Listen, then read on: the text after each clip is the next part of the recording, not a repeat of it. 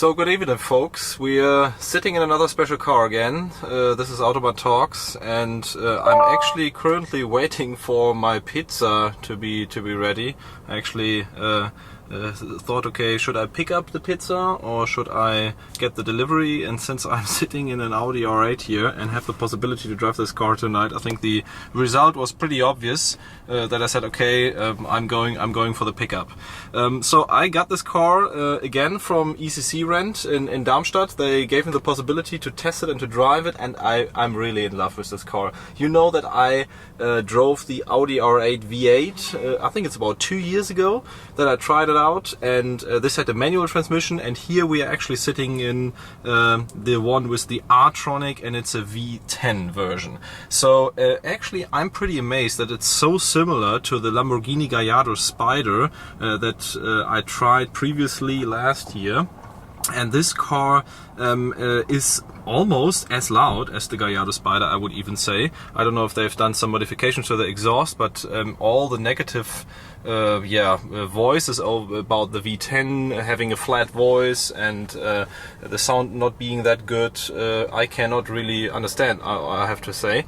And therefore it was a real pleasure to drive the car today, and we had videos the whole day, doing the drive and sound, doing the acceleration runs, and there was some great experience. So talking a bit about the techniques of the car, so as I said, this is a previous, let's say, pre-facelift Audi R8. I don't know if it's a 2010 or something like that, but it has the R-Tronic, which has a lot of negative, let's say, reputation because the gear shifts are very long. And I always remember that sentence that the former, or actually maybe even the recent Lamborghini boss said, we are having the harshest gear change of the industry. Our customers really want to feel the gear change, and since this is the same transmission more or less of what is in the Lamborghini Gallardo LP560 that I drove, you can really understand what that harsh gears change means. So the R-Tronic really takes about a second to shift, but I don't think it's only a bad thing, because that gear change is so harsh, it's so brutal,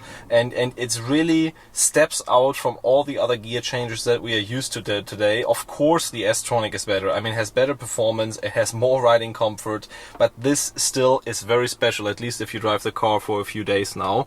I don't know if I would really choose the R-Tronic still, because the manual transmission in the R8 is a very good transmission. I experienced that, but on the other hand, I would also not say, okay, you can't buy it if it has the R-Tronic transmission. Maybe you get a bit cheaper this R8 if it has that transmission, but I would still say you can go for it.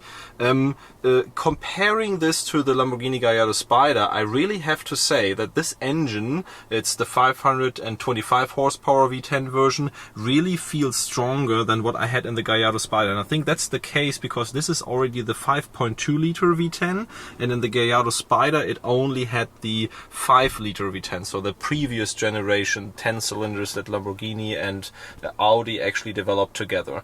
You can really feel that from the torque that's already going from the lower revs, and also the power at the high RPMs is more, at least from what I think is more than what the Gallardo Spider had. And I also did this acceleration run on the Autobahn earlier, and I think I clocked it about 12 seconds to 200 due to my lame shifting and not really paying attention to the red line. I didn't manage to get more than 4 seconds, or actually less than 4 seconds to 100, but on the other hand, I think the 12 seconds to 200 are really respectful, also considering this not being a brand new car, not having the S-Tronic transmission. I think this is very good.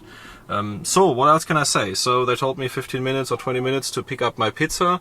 So this is the time that I now want to spend showing you around the car.